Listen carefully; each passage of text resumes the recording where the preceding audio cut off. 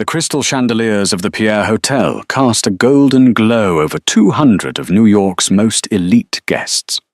Glasses clinked, laughter echoed, and the string quartet played a soft, elegant melody. But the moment the heavy mahogany doors swung open, the music abruptly stopped. A man stepped into the ballroom, flanked by 4 men in tailored black suits. He didn't say a word, but he didn't have to. The air was entirely sucked from the room. Forks clattered onto porcelain plates. Preston, the groom, turned pale as a ghost. Clara had just invited the most feared man on the eastern seaboard to a twin sister's wedding, and he brought a gift. Clara Hayes was always the shadow to her twin sister's sunlight, while Chloe Hayes was a former pageant queen with a blindingly perfect smile and a meticulously curated Instagram feed. Clara preferred the quiet solitude of her restoration studio in Chelsea. Chloe was marrying into the Carmichaels, a family of old-money hedge fund managers who summered in Nantucket and wore their generational wealth like a shield. Clara, on the other hand, spent her days meticulously removing centuries of grime from forgotten Renaissance oil paintings. Despite sharing the same piercing hazel eyes and ash-blonde hair, the twins lived in vastly different worlds. Chloe was all about status, appearances, and securing her future with Preston Carmichael. Preston was the golden boy of Wall Street, a man who wore custom Tom Ford suits and drove a vintage Aston Martin. On paper, the wedding was going to be the social event of the season, a lavish, $500,000 affair at the Pierre, completely paid for by Preston's domineering father, Richard Carmichael. But Clara had a secret of her own, a secret that wore bespoke Italian wool, drove a heavily armored Mercedes Maybach, and commanded an empire built on both legitimate shipping contracts and blood. His name was Dominic Cavallo. To the public, Dominic was the 34-year-old CEO of Cavallo Logistics, a booming freight and import-export conglomerate based in Brooklyn. To the FBI and the hushed whispers of the city's underground elite, he was the ruthless new head of the Cavallo Syndicate. He had taken over the family business after his father was gunned down outside a steakhouse in Little Italy 5 years prior. Since then, Dominic had modernized the syndicate. He didn't break kneecaps. He bankrupted companies, seized assets, and operated in the grey areas of international trade. He was a phantom, rarely photographed, completely untouchable, and deeply feared. Clara hadn't met him in a smoky back room or an underground casino. They had met 6 months ago at a private Sotheby's auction. Clara was there authenticating a damaged 17th-century Venetian landscape. Dominic was there to buy it. He had outbid 3 Russian oligarchs, paying an exorbitant sum for a painting that, to the untrained eye, looked like ruined canvas. When Clara approached him after the auction to warn him that the restoration would take months and cost a small fortune, Dominic had simply looked at her with eyes as cold and dark as obsidian. "It was my mother's favourite piece before it was stolen in '98, he had said, his voice a low, gravelly baritone that sent a shiver down her spine. "I don't care what it costs, Clara. Fix it." That professional arrangement quickly morphed into something entirely different. Dominic visited her studio late at night. He would sit in silence, drinking black coffee, watching her work under the harsh fluorescent lights. Beneath the terrifying reputation, Clara found a fiercely intelligent, surprisingly protective man who carried the weight of a violent empire on his shoulders. Their romance was a closely guarded secret, a fiery, intense collision of 2 entirely different worlds.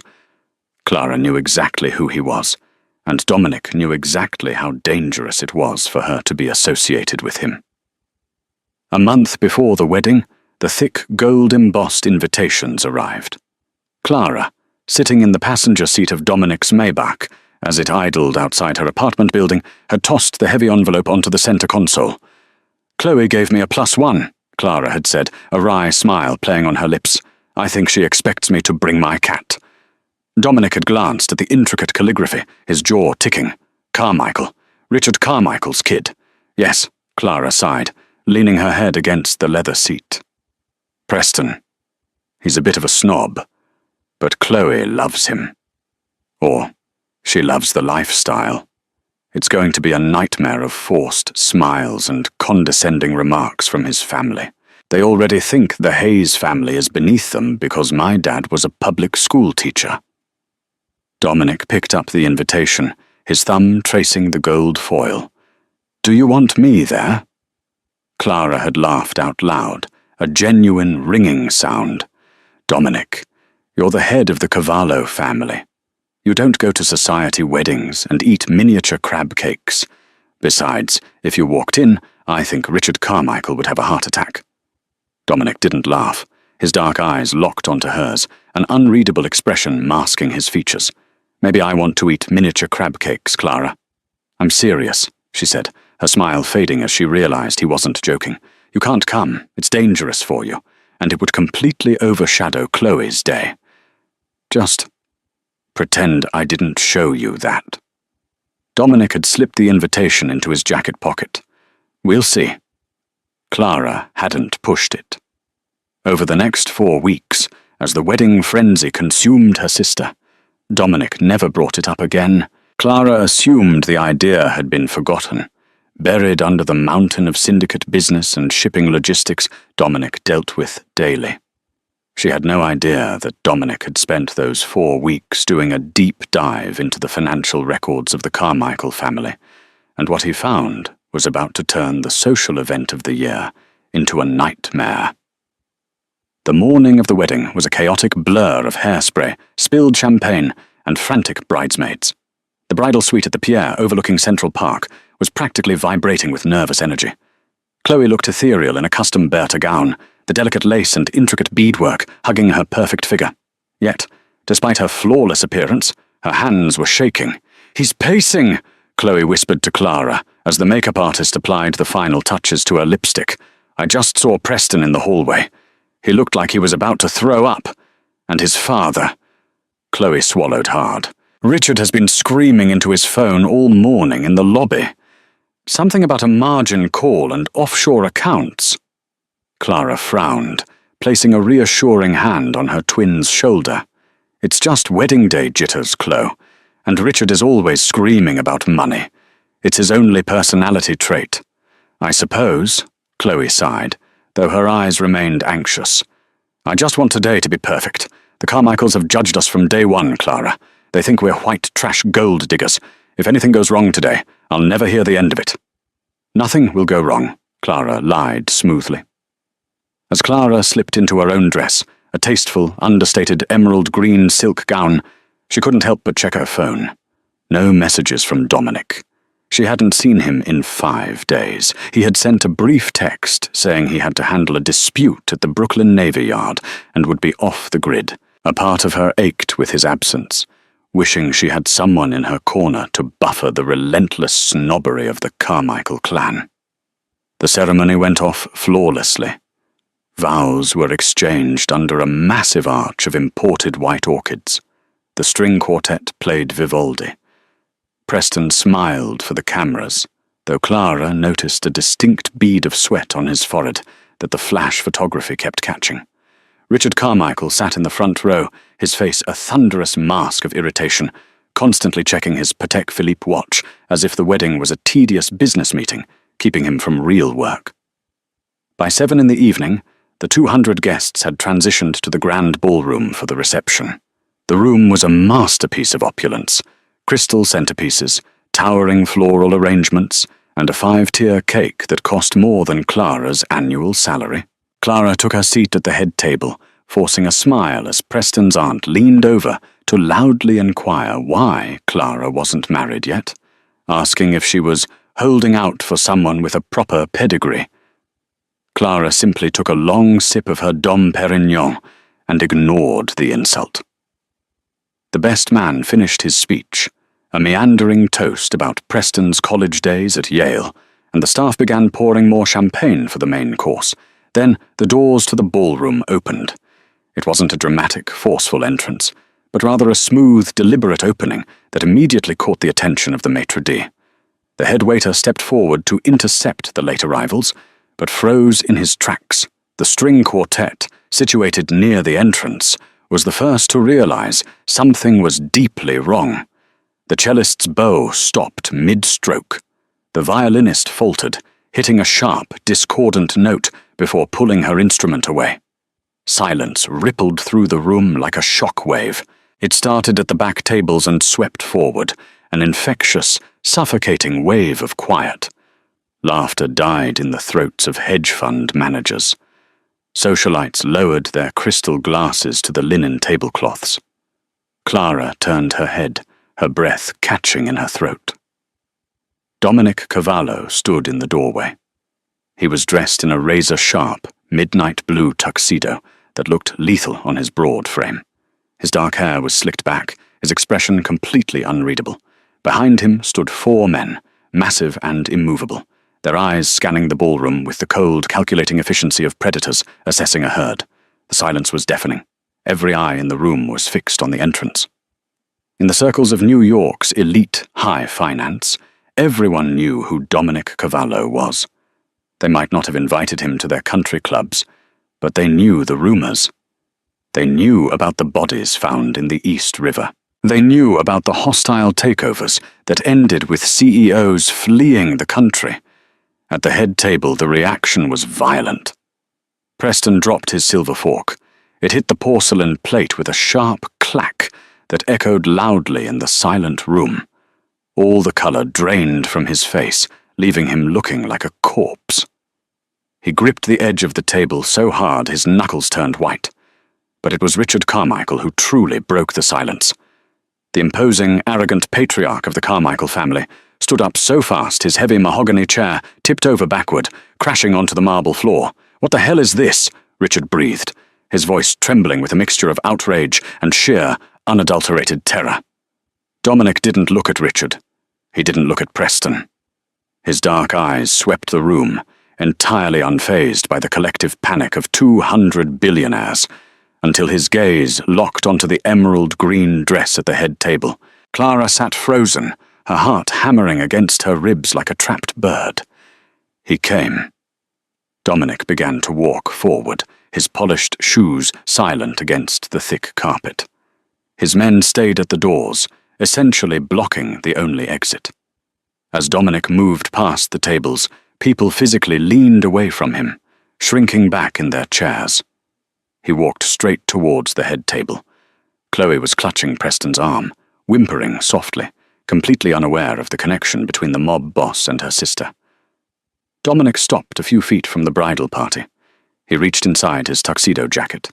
3 security guards in the corner of the room instinctively reached for their holsters, but stopped when Dominic's men at the door subtly shifted their coats.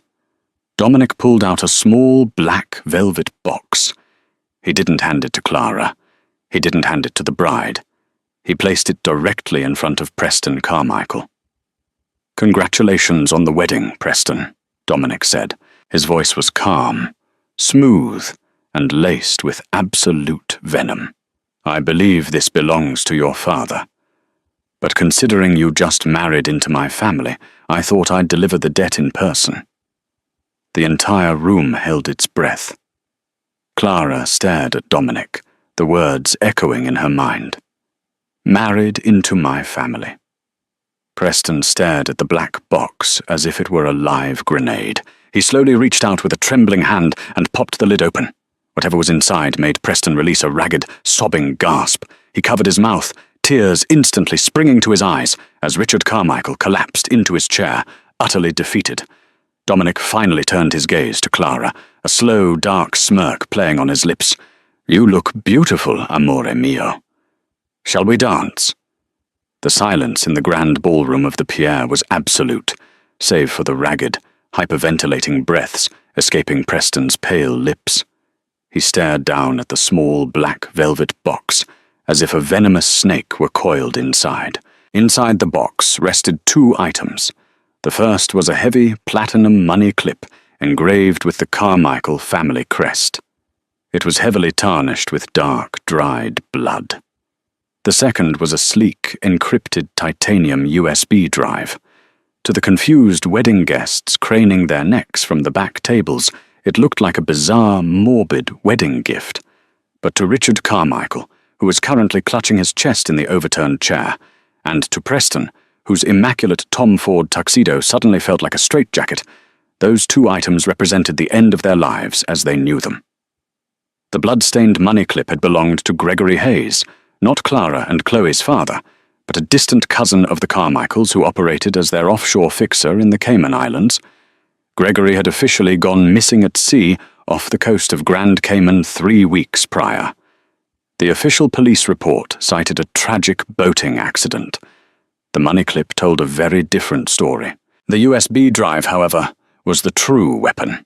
It contained the unredacted ledgers of the Carmichael hedge fund, specifically the shadow accounts held at Cayman National Bank.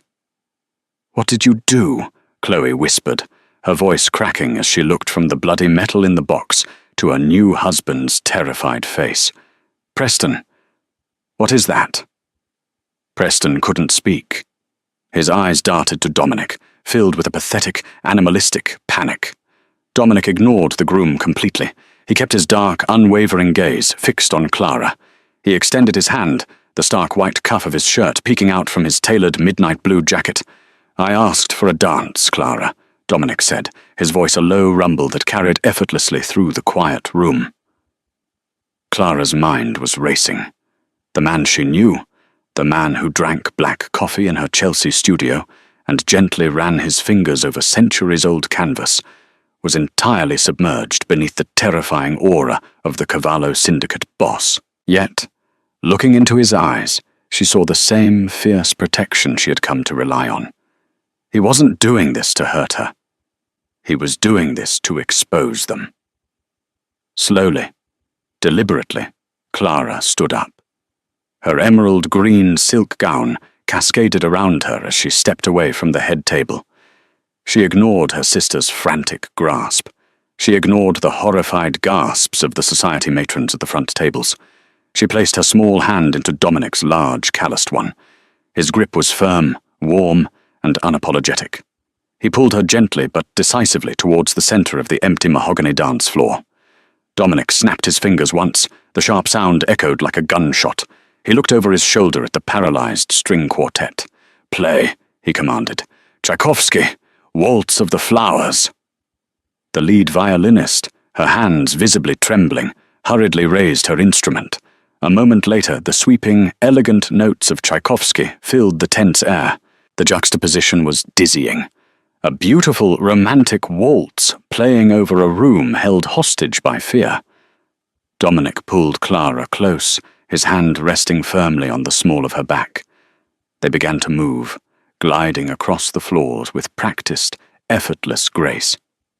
"You're insane," Clara whispered fiercely, her lips barely moving as she kept a neutral expression for the hundreds of terrified eyes watching them. "Dominic, there are 200 people here. The police commissioner is sitting at table 4. Commissioner Higgins is currently texting his chief of staff to wipe his personal phone," Dominic replied smoothly, twirling her. "He took $300,000 in campaign contributions from my father's shell companies in 2018. He won't lift a finger. In fact, he's probably praying I don't look his way." Clara missed a step, but Dominic caught her, seamlessly supporting her weight. "What is in that box, Dominic? What is going on?" Dominic pulled her slightly closer, the scent of his expensive Creed Aventus cologne wrapping around her. "Your new father-in-law is a thief, Clara. Richard Carmichael likes to project the image of a Wall Street titan, but his fund has been bleeding money for 5 years. To cover his margin calls, he started laundering money. 2 years ago, he took on a new client. You," Clara breathed, the realization dawning on her. "My syndicate," Dominic corrected, his eyes darkening. "We gave him $50 million of clean capital to invest in a commercial real estate portfolio in Dubai, a safe, secure wash. Instead, Richard got greedy. He took our money and dumped it into a high-risk tech startup that went bankrupt last month. He lost all $50 million, and then he tried to hide it." Clara glanced over Dominic's shoulder at the head table. Richard was still on the floor, surrounded by a few panicked groomsmen, clutching his chest. Preston was staring at Clara with a look of utter, devastating guilt. He sent his fixer to the Caymans to scrub the accounts and falsify the ledgers, Dominic continued, his voice dangerously soft as they spun across the floor. My men intercepted him. The USB in that box contains the proof of every cent Richard has stolen, not just from me, but from his legitimate investors. By tomorrow morning, the SEC and the FBI will have anonymous copies. The Carmichael empire is dead.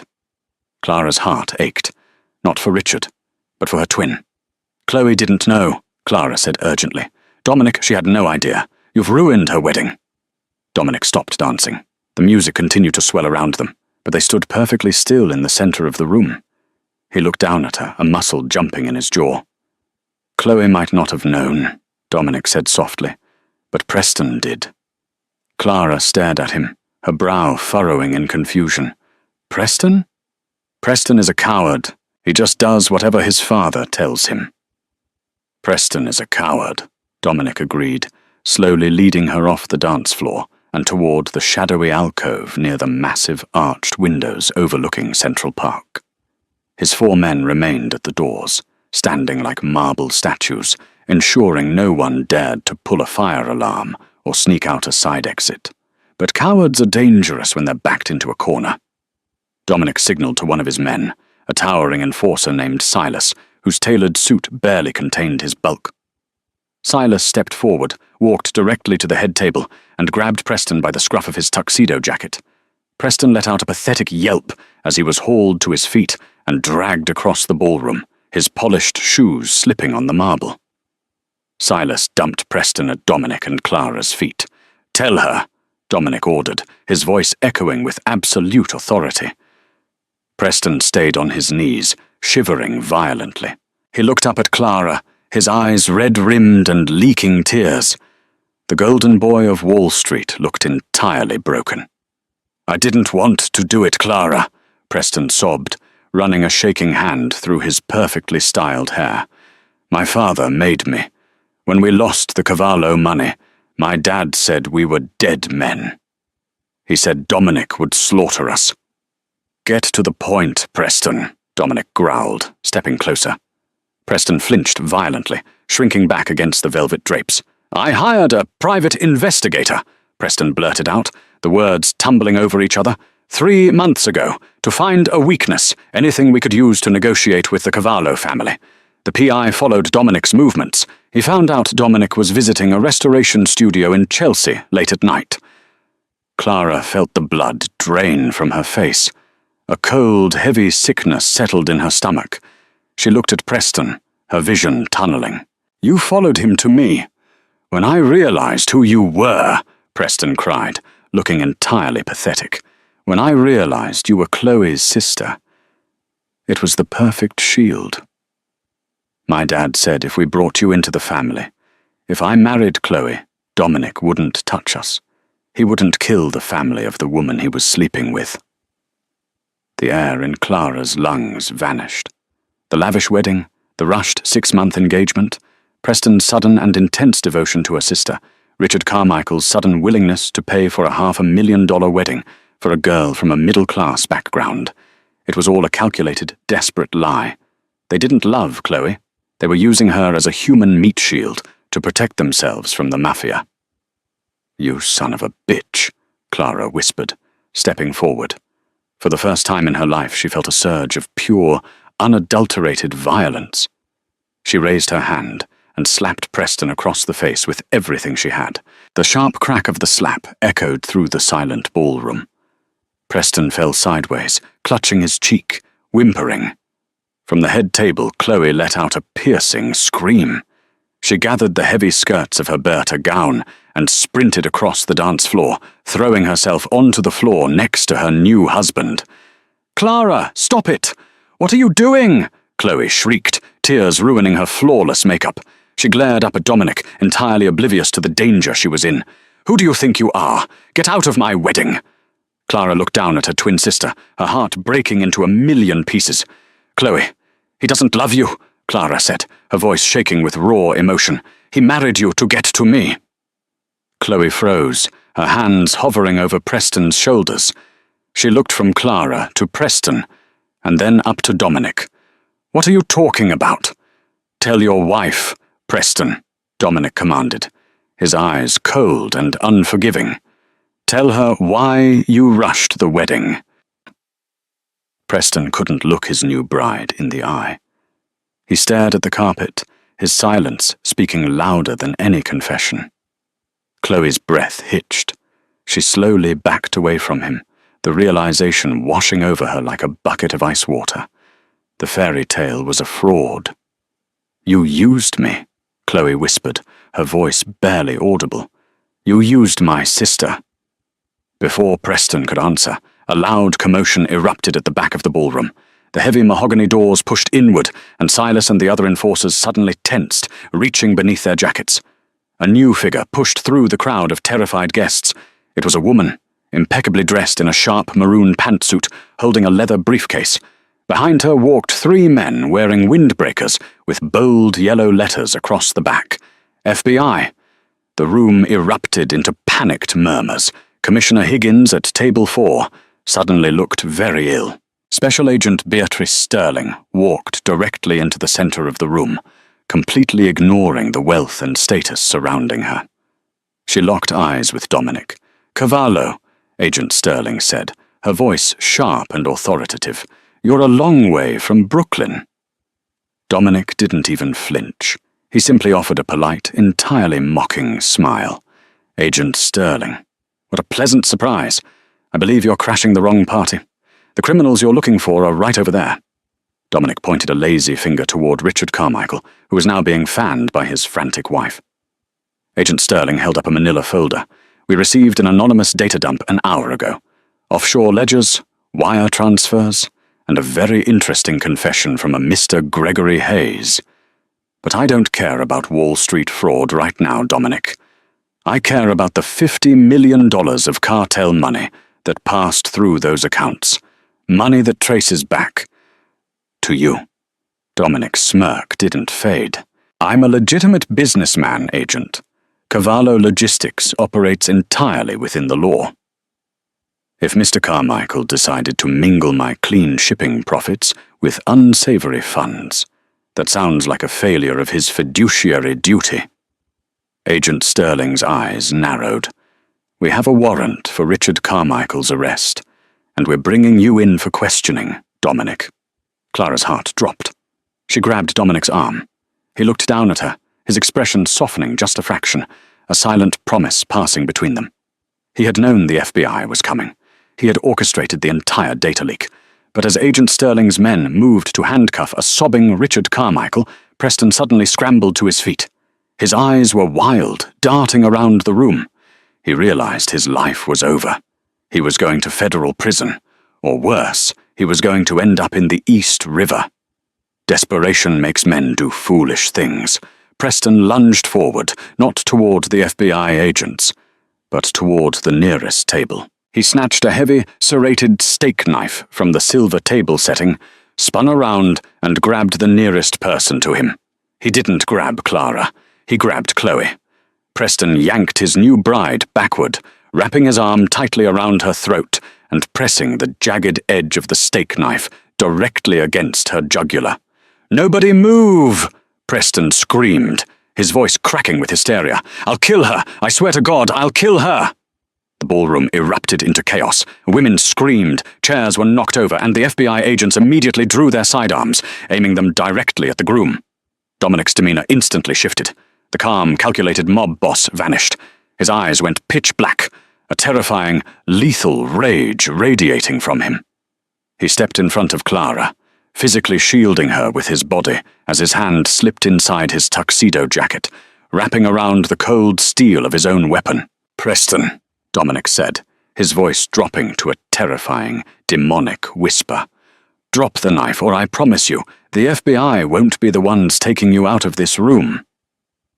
The grand ballroom of the Pierre, a space that had hosted presidents, royalty, and century-old galas, devolved into a terrifying tableau of violence.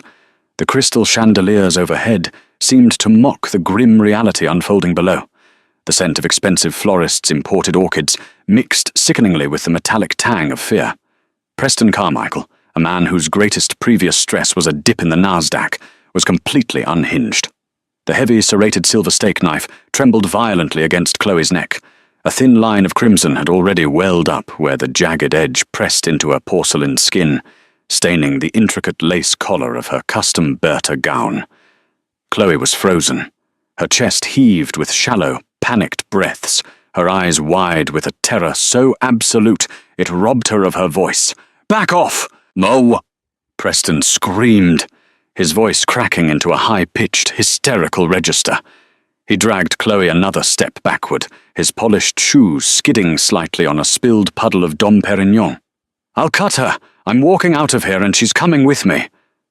Special Agent Beatrice Sterling didn't flinch. She stood with her feet planted shoulder-width apart, her Glock 19 leveled squarely at the bridge of Preston's nose. The 3 FBI agents behind her fanned out, their weapons drawn, creating a semicircle of lethal force. "Preston, listen to me," Agent Sterling said, her voice projecting with the calm, flat authority of a seasoned hostage negotiator. "You are making a federal wire fraud case into a violent felony. If you harm her, you will not see the inside of a courtroom. You will leave this hotel in a body bag. Drop the knife." Over by the head table, the situation was equally chaotic. Richard Carmichael's face had turned an alarming shade of ashen grey. He clutched his chest, his mouth opening and closing like a suffocating fish before his eyes rolled back. He collapsed heavily onto the marble floor, completely unresponsive. His wife shrieked, falling to her knees to administer frantic, ineffective CPR. Preston glanced at his father's crumpled body, and whatever tiny fragment of sanity he had left completely evaporated. "I need a car!" Preston yelled, entirely ignoring the FBI.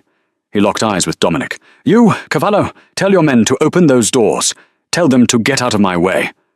Dominic stood directly in front of Clara, effectively shielding her from any stray bullets. His own hand rested casually inside his midnight blue tuxedo jacket, gripping the handle of his customized Sig Sauer. To the untrained eye, Dominic looked relaxed. But Clara, standing inches behind him, could feel the murderous tension radiating from his solid frame. He was a coiled spring. "You're a dead man, Preston," Dominic said softly. He didn't shout over the crying guests or the shouting agents. He didn't have to. The chilling, absolute certainty in his gravelly baritone cut through the noise like a razor. "You brought a butter knife to a gunfight, and you made the fatal mistake of touching someone I consider family." "She's my wife!" Preston shrieked, tightening his grip. Chloe let out a choked sob.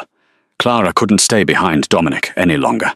The sight of her twin sister, the girl she had shared secrets with, the girl she had protected from high school bullies and bad breakups, being used as a human shield by a Wall Street coward, tore her apart. She stepped out from behind Dominic's broad shoulders, ignoring his sharp command to stay back. "Preston, look at me," Clara pleaded, her voice ringing out across the tense space. She raised her hands in a placating gesture, her emerald silk dress rustling as she took a slow step forward. "This is between you and Dominic. This is about your father's debt. Chloe has nothing to do with this. She didn't know about the Caymans.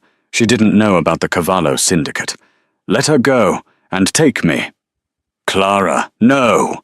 Dominic snarled, his hand snapping out to grab her arm, pulling her back with a grip like a steel vice.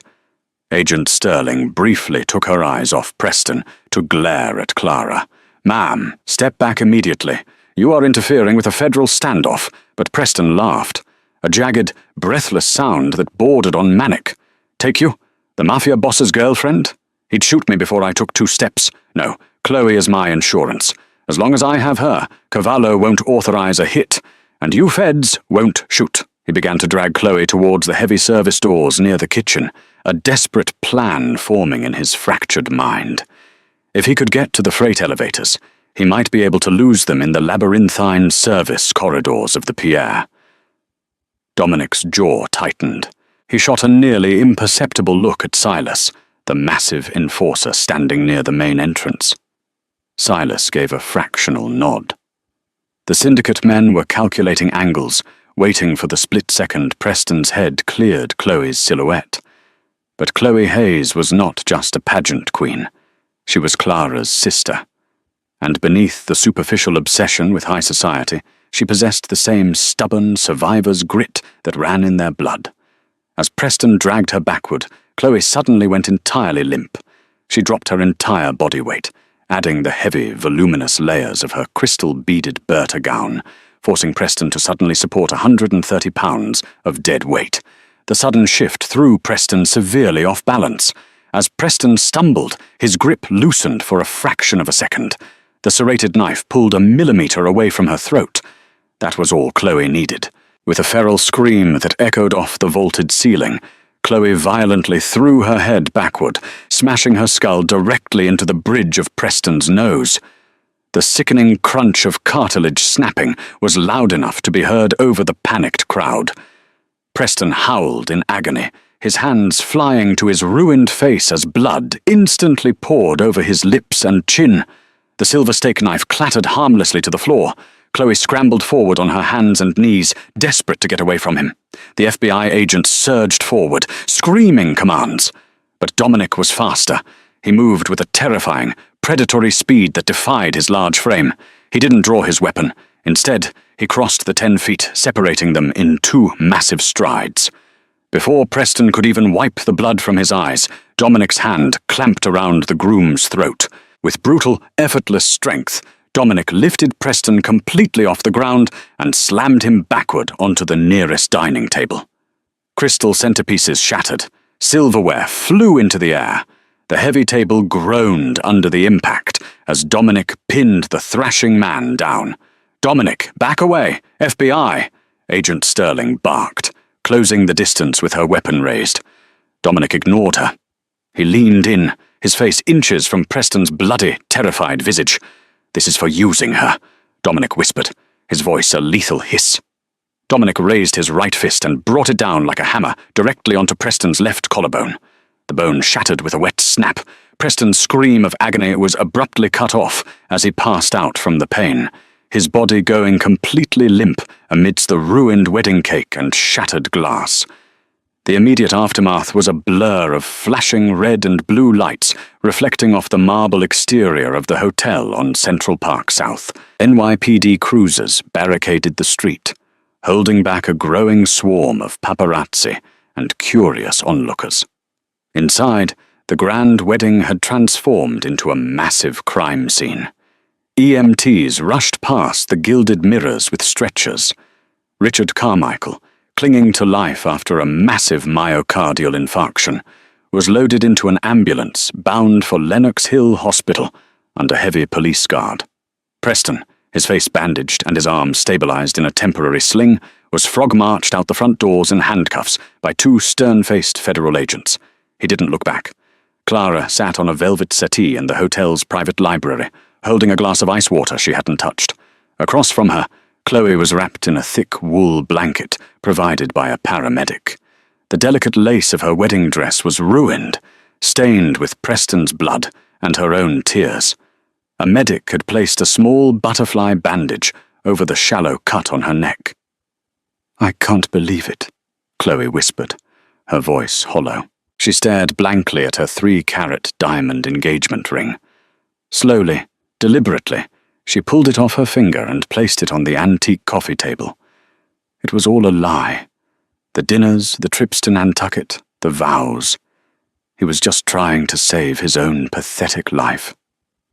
Clara moved to sit next to her twin, wrapping an arm around Chloe's trembling shoulders. "I am so sorry, Chloe. If I had known—" "Known what?" Chloe let out a bitter, exhausted laugh. "That you were dating the head of a criminal syndicate?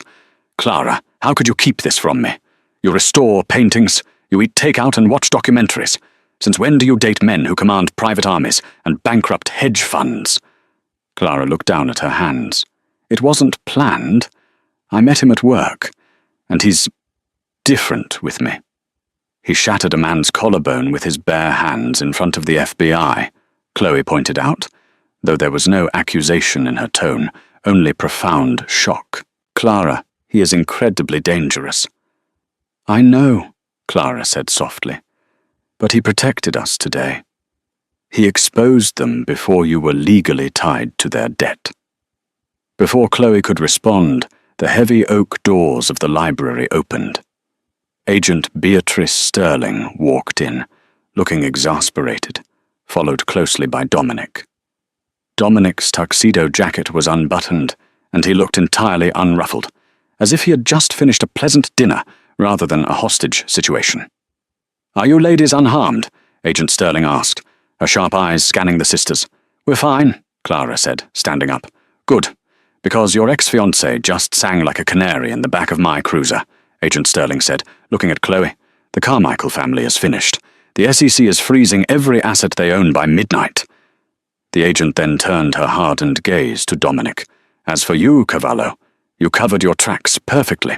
The $50 million was legally documented as a high-risk venture capital loan through a shell corporation in Delaware. You're technically a victim of fraud." Dominic offered a slight, mocking bow. "I trust the justice system to recover my stolen capital, Agent Sterling." Agent Sterling scoffed. "Don't play games with me. You orchestrated this entire spectacle. You tipped us off, you humiliated the Carmichaels, and you walked away clean. But I will catch you slipping one day, Dominic. Count on it." "I look forward to the challenge, Beatrice," Dominic replied smoothly. Agent Sterling shook her head in disgust and exited the room, leaving the heavy doors open behind her. Silence descended on the library. Chloe looked at Dominic, shrinking back slightly against the velvet cushions. Dominic didn't approach the bride. He kept his distance out of a rare display of respect, his dark eyes locking entirely on Clara. "My men have secured a perimeter," Dominic said quietly. "There are reporters swarming the lobby. Silas will escort Chloe out through the private loading dock. I have a car waiting to take her to a secure suite at the Mandarin Oriental under a fake name. The press won't find her." Chloe looked up, surprised by the calculated care. "Thank you," she whispered, her voice trembling. Dominic nodded once, acknowledging her, before turning his full attention to Clara. The hardened, ruthless mob boss stripped away, leaving only the man who had sat in her studio for hours just to watch her paint. "I need to leave the city," Dominic said, his voice dropping to a low, private register. "The fallout from the Carmichael collapse is going to create a power vacuum on Wall Street, and my rivals in the commission will try to exploit the chaos. I have to go to Boston tonight to secure my shipping lines." Clara felt a sudden sharp ache in her chest. "Boston? For how long?" Dominic took a step closer. "That depends, amore mio." He reached out, gently tucking a stray lock of ash-blonde hair behind her ear. His knuckles grazed her cheek, sending a jolt of electricity through her. "I told you from the beginning that my world is violent. I tried to keep it away from you, but today the shadows touched you. You saw exactly who I am, and exactly what I am capable of." Clara looked up into his obsidian eyes. She remembered the terrifying ease with which he had incapacitated Preston, but she also remembered the way he had stepped in front of her to take a bullet, entirely without hesitation. "I'm giving you an out, Clara," Dominic said, and for the first time, Clara heard a trace of vulnerability in his voice. "If you walk out of this hotel with your sister, you go back to your quiet life. You restore your art. You never see my face again, and you will be perfectly safe. I will ensure no one from my world ever approaches you." He paused, his jaw tightening. He dropped his hand from her face. "But if you walk out those doors with me, you are stepping into the dark permanently. There is no going back. You will be the woman beside the head of the Cavallo Syndicate. You will have a target on your back, and you will live with ghosts." Dominic extended his right hand toward her, palm open. "The choice is yours. Are you staying in the light, Clara? Or are you coming with me?" The private library of the Pierre Hotel was suffocatingly quiet. The faint, muffled sounds of police sirens and frantic reporters out on Fifth Avenue barely penetrated the thick mahogany doors, but inside the room, the silence was absolute. Clara stood frozen, her eyes locked on Dominic's extended hand. The stark white cuff of his shirt and the dark, expensive wool of his tuxedo jacket seemed to represent the exact dichotomy of the man himself. A brutal, violent darkness, wrapped in an immaculate, civilized exterior. She looked back at her twin sister. Chloe sat on the velvet settee, the ruined Bertha gown pooling around her like a deflated parachute. Chloe's perfect, curated life had just been violently dismantled in the span of 2 hours. She had chased the glittering illusion of the Carmichael family's wealth, only to discover it was built on a foundation of theft, lies, and a desperate cowardice that almost cost her her life. The light, Clara realized with a sudden, crystal-clear clarity, was a lie. Preston and Richard Carmichael attended charity galas at the Met, summered in the Hamptons, and wore Patek Philippe watches, yet they were fundamentally corrupt.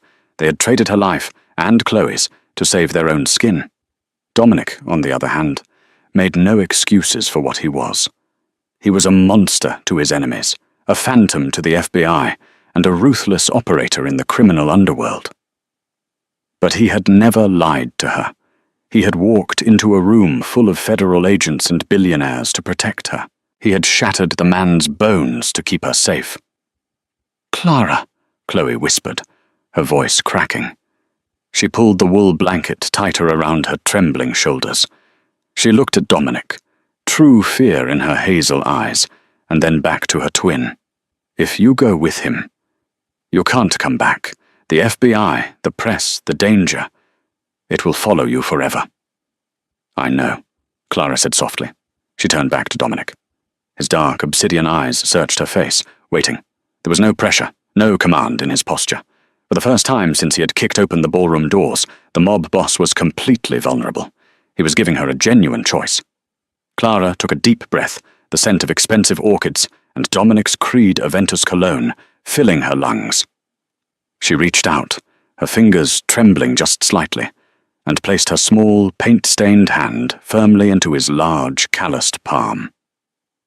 Dominic's eyes flared with an intense, possessive heat.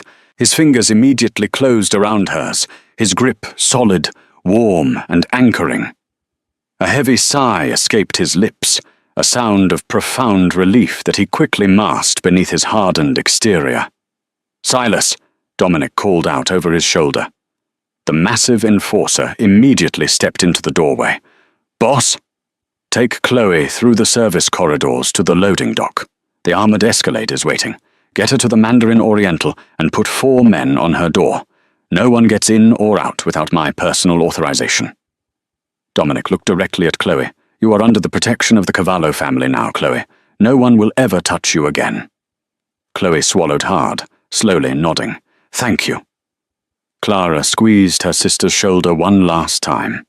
"I'll call you as soon as I can. I love you, Chloe." "I love you too." "Be careful, Clara," Chloe whispered, tears spilling over her eyelashes as Silas gently guided her out of the room. Once they were alone, Dominic pulled Clara flush against his chest, his arms wrapped around her waist, burying his face into her ash-blonde hair. For a brief, stolen moment, the ruthless syndicate head simply held her, drawing strength from her presence. "You're sure?" he murmured against her ear, his breath warm. "Once we walk out of this hotel, Clara, the world is going to know you belong to me. Agent Sterling will open a file on you. My rivals will know your name." Clara leaned back, looking up into his dark eyes. A fierce, unyielding resolve settled in her chest. Preston Carmichael thought I was a weakness he could exploit. Let's show them exactly how wrong he was. A slow, wicked smile spread across Dominic's face. It was the smile of a predator who had just secured his most prized possession. "Let's go." Dominic kept her hand firmly in his as they exited the library. They didn't sneak out through the back. Dominic Cavallo did not hide. They walked directly through the grand lobby of the Pierre. The remaining wedding guests, the hedge fund managers, the socialites, the corrupt politicians, parted like the Red Sea. Whispers erupted as Clara, the bride's twin sister in her striking emerald gown, walked hand in hand with the city's most feared crime boss. As they pushed through the rotating brass doors and stepped out onto Fifth Avenue, the night exploded in a blinding array of camera flashes. The paparazzi had descended like vultures. NYPD officers struggled to hold back the screaming reporters, all desperate for a quote about the sudden arrest of Wall Street titan Richard Carmichael and the bloody hostage situation. Dominic didn't say a word. His enforcers formed a tight, impenetrable wall around them, forcefully shoving aside a photographer who got too close. Dominic handed Clara into the back of his idling, heavily armored Mercedes Maybach, climbing in right behind her. "Teterboro," Dominic ordered the driver as the heavy doors slammed shut, instantly cutting off the chaos of the flashing lights and screaming press. "Step on it." The Maybach surged forward, blending into the midnight traffic of the FDR drive. Clara leaned her head against Dominic's shoulder as the Manhattan skyline blurred past the tinted windows. The fallout over the next 6 months was entirely unprecedented. The USB drive Dominic had delivered to the wedding was a masterclass in financial destruction. It contained thousands of encrypted files, offshore bank routes, and recorded conversations between Richard Carmichael and his Cayman Islands fixer. It took the SEC less than 48 hours to entirely liquidate the Carmichael hedge fund. Richard Carmichael survived his heart attack, only to wake up handcuffed to a hospital bed at Lenox Hill. He was subsequently indicted on 47 counts of federal wire fraud, embezzlement, and racketeering. He was sentenced to 25 years at FCI Otisville, a federal prison where his former country club memberships meant absolutely nothing. Preston Carmichael's fate was arguably worse. After having his collarbone surgically reconstructed, he was offered a plea deal by Agent Beatrice Sterling in exchange for testifying against his father. Preston took it immediately, cementing his legacy as a coward. He served 3 years in a minimum security facility before being released into absolute obscurity, bankrupt, disgraced, and utterly alone. Chloe Hayes took her time to heal. With Dominic's silent, heavy financial backing, laundered perfectly through an anonymous trust, she opened a high-end bridal boutique in Soho. She left the superficial world of old-money socialites behind, finding a quiet, fierce independence she never knew she possessed. As for Clara, stepping into the dark didn't mean losing herself. It meant adapting. 6 months after the wedding, Clara stood in the sun-drenched conservatory of a sprawling, heavily guarded stone estate in Newport, Rhode Island. The Atlantic Ocean crashed against the cliffs below. She wore a simple silk blouse and slacks, a pair of magnifying loupes pushed up on her forehead. Before her rested a supposedly authenticated 19th century Monet. The heavy mahogany doors of the conservatory opened, and Dominic walked in. He wore a tailored charcoal suit, looking every inch the lethal, untouchable boss he was. The Boston expansion had been brutal, but successful. The Cavallo Syndicate was now the undisputed power on the eastern seaboard. Dominic walked up behind her, wrapping his arms around her waist and resting his chin on her shoulder. "What's the verdict, amore mio?" Clara picked up a small vial of solvent and a cotton swab. She gently rubbed a tiny, inconspicuous corner of the canvas. The century-old paint immediately dissolved, revealing a bright, synthetic, polymer blue beneath it. "It's a fake, Dominic," Clara said, a sharp smile playing on her lips. "Acrylic underneath the oil layer. The Russian Bratva is trying to pay off their shipping debt to you with forged art. They thought you wouldn't know the difference." Dominic let out a low, dark chuckle, kissing the side of her neck. "They severely underestimated my greatest asset." Clara leaned back into his embrace, looking out at the crashing grey waves of the Atlantic. The world she lived in now was dangerous, filled with shadows, federal agents, and ruthless enemies. But as Dominic's arms held her tight, she knew she had never been safer. The light had been an illusion, but the darkness was home. When you strip away the designer gowns and the $500,000 weddings, you quickly learn that true monsters don't always lurk in the shadows. Sometimes they wear tailored suits and sit at the head of a Wall Street boardroom. Clara risked everything by bringing Dominic into the light, and in return, he burned the corrupt Carmichael empire to the ground. She chose a life of dangerous truths over comfortable lies, proving that sometimes the only way to protect your family is to align with the ultimate villain. If this intense Mafia romance kept you on the edge of your seat, please hit that like button and share this story with anyone who loves a good wedding day revenge plot. Don't forget to subscribe to our channel and ring the notification bell so you never miss a dramatic twist. Drop a comment below. Would you have taken Dominic's hand and stepped into the dark? See you in the next video.